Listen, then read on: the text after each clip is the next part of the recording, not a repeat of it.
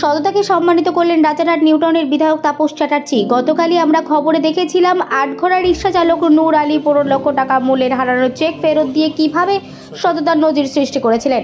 আজ সেই রিক্সা চালক নূর আলীর সততার প্রতি সম্মান জ্ঞাপন করলেন স্বয়ং বিধায়ক তাপস চ্যাটার্জি।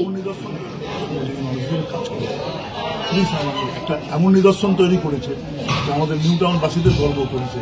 আমি ঘোষণা করলাম ওকে আমি 1 জানুয়ারিতে ওকে আমি বিধায়ক হিসেবে আমাদের এলাকার নিউটাউন বিধানসভায় কার হাতে লাগবে জানি না, সেরা হচ্ছে মানে সেরা নাগরিক এটা করবো। কেন এত গরিব মানুষ 16 লক্ষ টাকার চেক পেয়েছে, সেটা থানাতে তুলে দিয়েছে, তুলে দিয়েছে, আগে পেপার মিডিয়াতে আছে।